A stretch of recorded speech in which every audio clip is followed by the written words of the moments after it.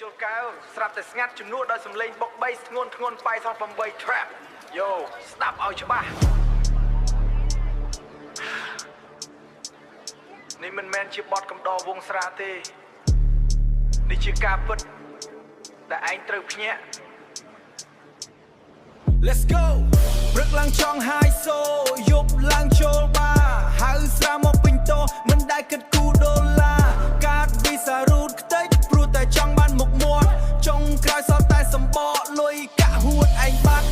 ខាតលុយហោបើរលាយសព conscience ដាច់ជំពាក់គេរាយបាយលក់ម៉ូតូឡានខ្ចាត់ខ្ចាយសល់តែខ្លួនទៅទេស្អាតលើកកៅផឹកទៅបើចង់លេចលង box លើកកៅផឹកទៅបើចង់បាក់ទ្រង់ពេលវេលាខាតបងទ្រព្យសម្បត្តិរលាយចង់សុខភាពធ្លាក់ចុះត្រង់ស្ដាប់បណ្ដាំនេះទៅបើមិនចង់ស្លាប់ទាំងរស់ស្ដាប់បណ្ដាំនេះទៅបើមិនចង់ស្លាប់ទាំងរស់យប់ឡើងស្រវឹងដេកព្រឹកឡើងក្រោកមិនរួចពេលវេលាត្រូវរកលុយត្រូវស្រវឹងលួច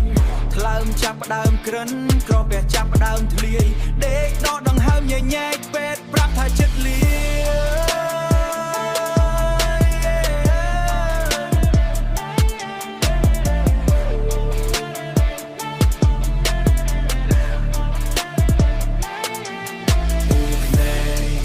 ឡើងលឿងគុំនិតមិនរឿងដៃជើងញ័រត្រើជីវិតចិត្តខិតចប់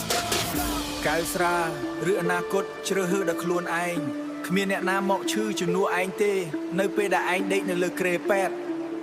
ឈប់មុនពេលគ្រប់យ៉ាងហួសពេល